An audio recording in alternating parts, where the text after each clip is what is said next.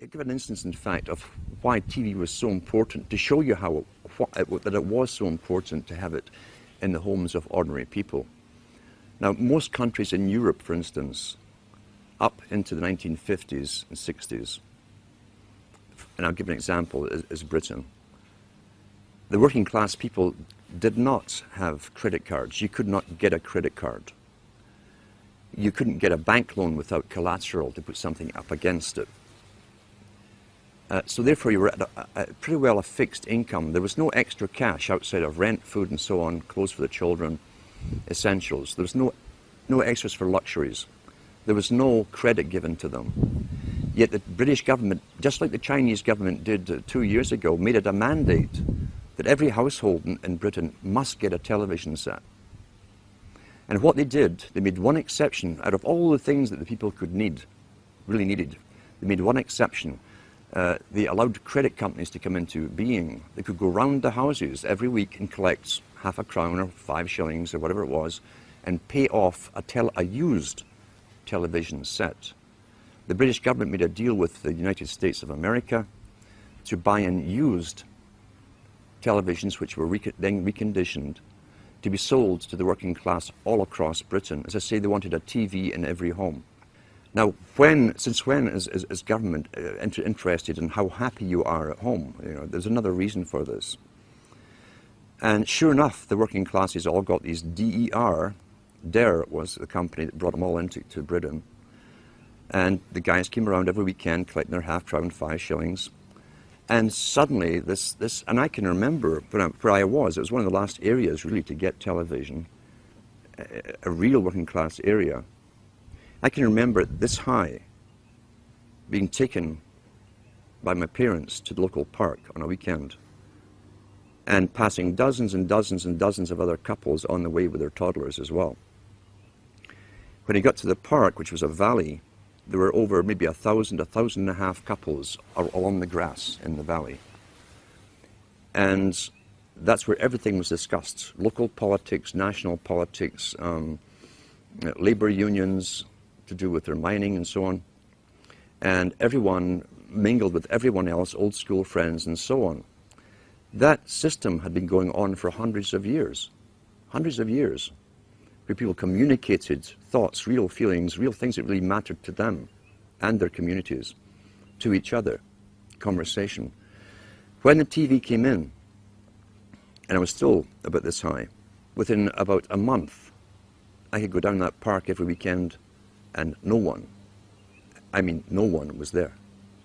It literally overnight killed off the socialization and interaction between people and tradition, again, where they exchanged viewpoints, gave each other news, helped each other out, who was sick, who was this, who was that. Everyone helped each other out. And from then on, you could pass rows and rows and rows of these old, and they were called row houses, all joined together. And all you saw at night was the flickering of that bluish light in the windows. And that was the end. That was the end of real communities. It happened within a matter of about a month. The flicker rate on the television is very, very important. It was timed to be so many cycles per second, and it actually just meets with the brain patterns for an alpha state. When our brain sees it through our eyes, we start to adopt that flicker rate in our mind, and we go into a deep alpha state. Watch children and watch their mouths. They drop open. They won't hear their parents talking. They're hypnotized, in fact. Why would they give that particular flicker rate when they could have chosen of a whole variety of flicker rates? It wasn't an essential thing to have. So it was done for a purpose. It was meant to be hypnotic. It was meant to be used as a tool of propaganda and indoctrination, even through the guise of entertainment and so on. It also was to create a new society because they were the avant-garde, as I say, leading the sexual revolution through drama, through little documentaries, fiction, non-fiction, all combined. Once again, back to Plato. The audience see what they see. you understand that it's even worked out towards different age groups. There's something on for everybody, everybody's age group. Each age group is actually being updated as well, even the elderly ones, into new ways of thinking or seeing things. But the target mainly was for youngsters. If we take one of the world's experts on propaganda, who is Jacques Ellul, who wrote extensively on how the mind works and how all entertainment, he said, that has to do with government programs such as police, detective stories, detective series, which contain little human dramas as the hook that you identify with, to make you watch the whole story. Child gets kidnapped, detective goes on a hunt, he goes through hell and fire to get that child back. You identify with the hero if you're a male, you'll identify with the heroine if you're female. And that's the hook to get you to watch them. But what he said was, all dramas to do with police, or even the military in movies, are pure propaganda. Pure propaganda. The human story is just the bait to make you watch through it, to get you to identify with it. Because once again, there's always a message left somewhere in the movie. It might even be a message that's against your own morality. It could be where the cop, for instance, does sleep with this beautiful woman while his wife is at home, and it's all part of the story, and even tell you why he did this. He was feeling down that day, blah, blah, blah. And so you've just again altered your viewpoints on how you yourself might behave in that situation. And that sometimes that kind of thing can be justified. That's how you're downloaded through entertainment. It's there to alter and direct and always upgrade into another step of the direction that the entire culture for someone else's purpose. Let's talk about the effects of the alpha state first of all. Recent articles I've even read on the air from various science studies show you that even when you switch off television, you remain in that alpha state for maybe 45 minutes to an hour, sometimes longer, depending on how long you've been watching it. With high definition, again, why would a president of a country mandate that all TVs had to go high definition? Is it because he really cares so much about your happiness? And he wants better quality for you? Or is there another reason for it? Well, I'm sure the effects of the old flicker rates and what it did will also be incorporated in high definition, but with even more added benefits for bringing you into a complete hypnotic state. How do you wake someone up who's addicted to television? You can't. Very, very simple. You can't get your daily brainwashing, where literally it's bypassing any consciousness in the person. You can't take that every day and still try to wake up and learn at the same time. I've known people who've gone through complete withdrawal from television and gone into depressions because their entire routine is broken. They also have time on their hands, which is a big aspect of control, remember too. If you can take time away from a person who can think for themselves, who might say, oh, I'll go and read a book, I'll go and study something, or if you can take that time away from them and have them mesmerized in front of a television set, then you'll keep them dumb, stupid, compliant, and going along with the system. I always advise to people, if you know someone who's watching TV, it's quite simple to find out where they are mentally, psychologically, in the understanding of things. You can ask them a few simple questions.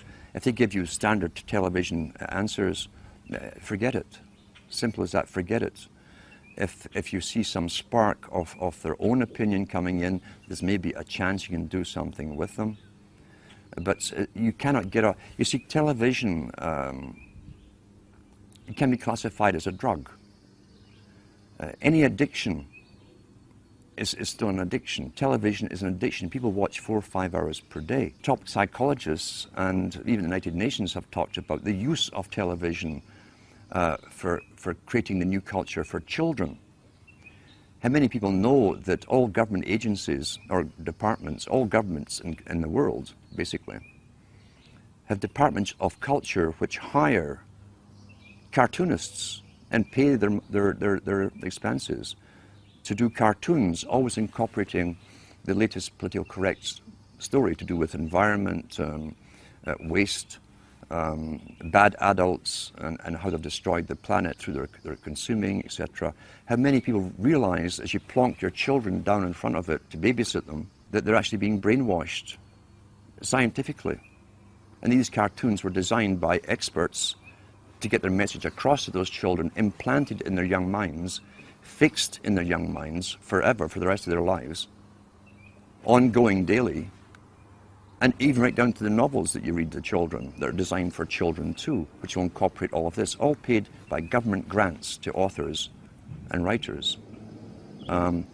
You literally have to take it into your own hands. It's one of the most dangerous tools that can be used. It's also dangerous in this extent that why do you think government licenses TV stations?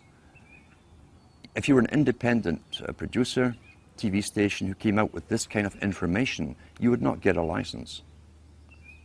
You'd have to be authorized and politically correct with a whole bunch of things to do and not to do written out before you'd be given a license. And you'd be checked on every so often to make sure you were following those topics that you're allowed to.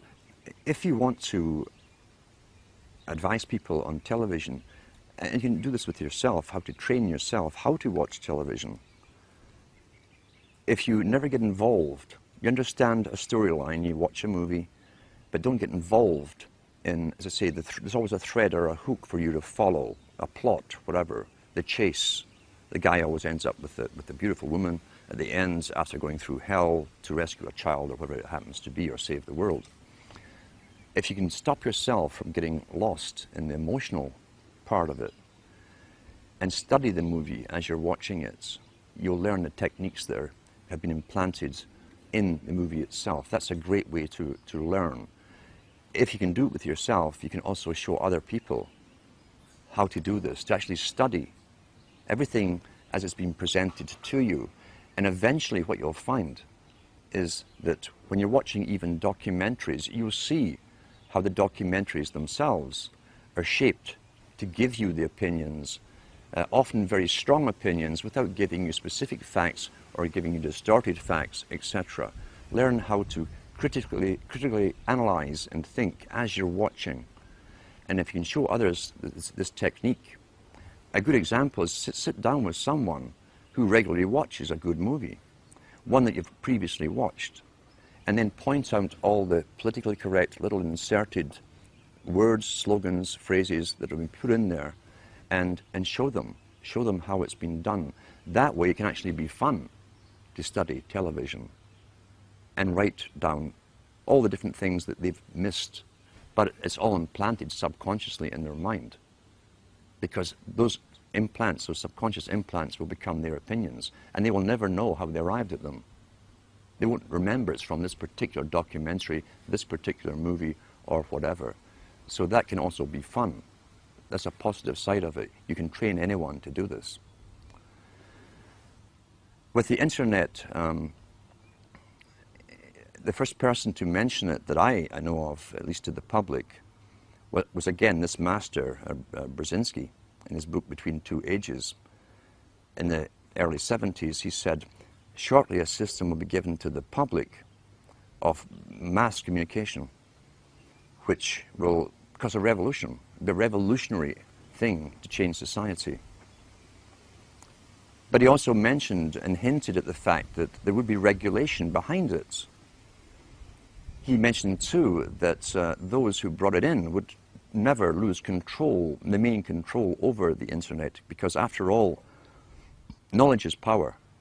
Knowledge has always been power. That's why all down through the ages, the real machinations of government are never told to the public. Real power comes from understanding and having all the facts on any particular topic.